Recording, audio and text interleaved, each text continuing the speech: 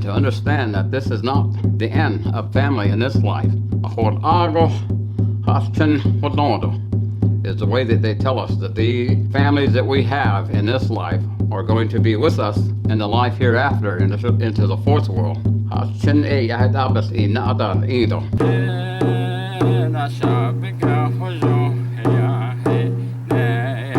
Teneni plenigi chata sinta anil choi ahri katta ndane kisin chenoti digin the ne ya ba chen nolte e kot ego e ahri ba konoston dore akot ata hatje ke ban han sa ke story na stam ka no ka the ne dat e anil so ich digin the ne betal da hosi plenigi e ahri kat ne ha dat ne e ba chen ne akot ahta hatje e ja heti kehon haan saa kestolle.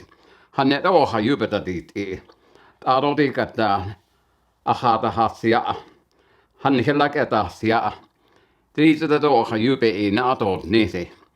Naha hansen ne ajuna hotne. Do e ja het oha hekit egota. Naha don haan sakke so dikat batchen nit leda. E siitä otetaast anna ko se epede keta huilne tolle. In the teachings of our Dene, we are always encouraged to understand and know that we are the children of sacred holy parents, and that we, as surface of the earth people, we are given many gifts, and the idea of being a family and a member of the holy people, since we are descendant. We are all their children, and so we are of the Father's children and his family. We are family. And so as family, as we make our life in this, the third world, we are given gifts at all times. Some are physical gifts, some are spiritual gifts. But it is that they come in the way of opportunities as we make our life in this world. And so the one gift of all of the many gifts that there are, that of family is considered the most important. In the language of our people, we call it keh. Keh is family. But it is not only just the mother and father and siblings, but it goes beyond as the extended families, and then also clan families. And then even further, it is people of the world family.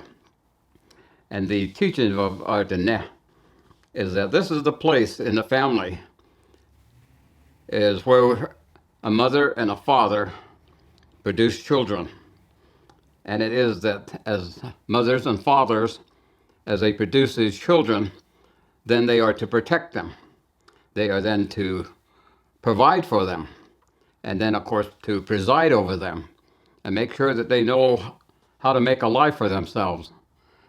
And so the teachings are that all things in our life, in one way or another, are gifts from the holy people.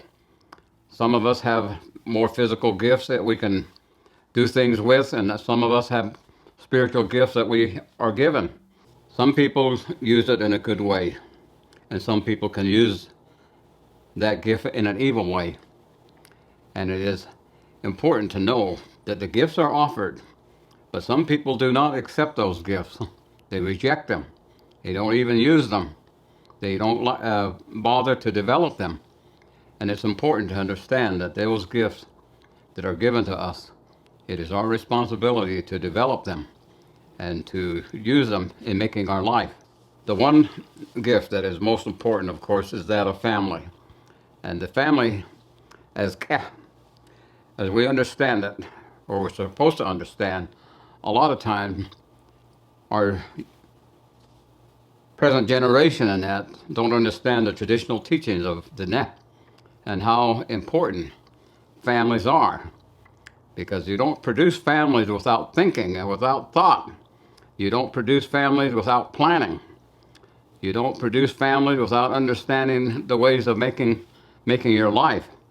And then, of course, you don't make families without understanding that this is a part of the plan of the holy people, and that there is an order as to the way that the ne do things.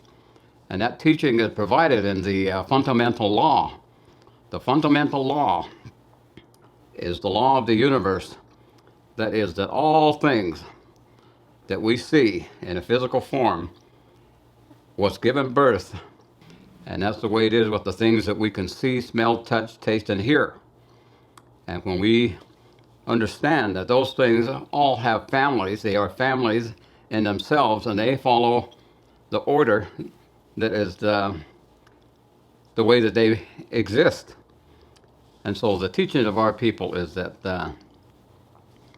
as the ne, we're supposed to value the greatest gift that we are given, and that being a family. We come from the first world. The first world we came into existence, brought into existence by parents that are holy, sacred beings.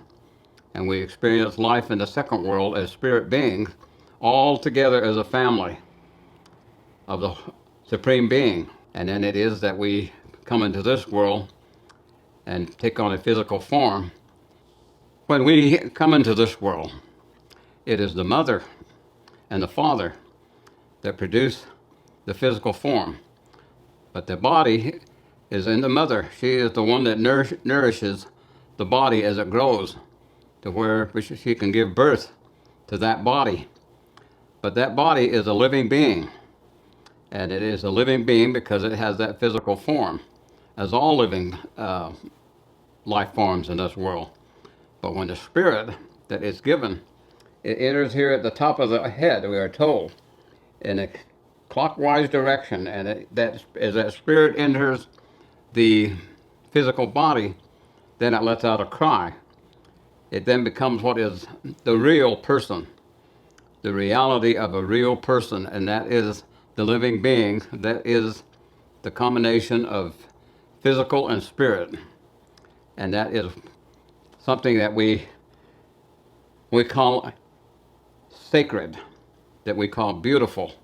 Njunla, Diginla, and that means that is the complete being, that is the sacred being. And so it then becomes what we could call a living soul. And it is in this life that we are to gain awareness in all of the areas of our being, in our thinking, in our heart, in our physical self. And of course, the most important is our spirit self and the teachings of the ne.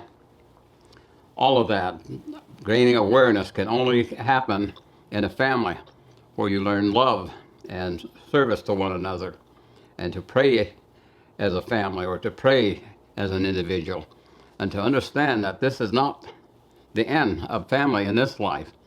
Is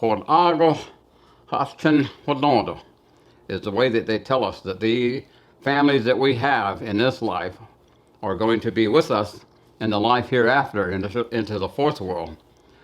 And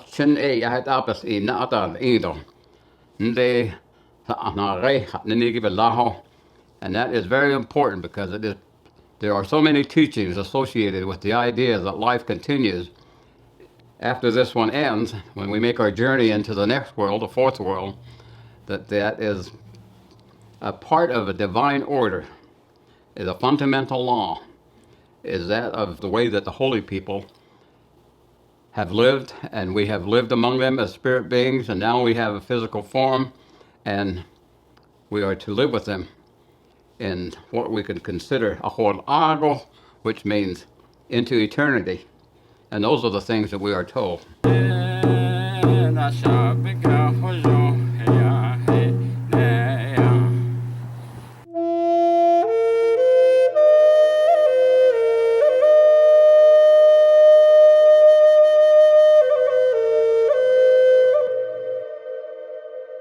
Hey, thanks for watching our videos. If you like what you see, don't forget to subscribe and hit that notification bell so you never miss one of our uploads. Also, head over to our website, NavajoTraditionalTeachings.com. Sign up for our email list. Ahead.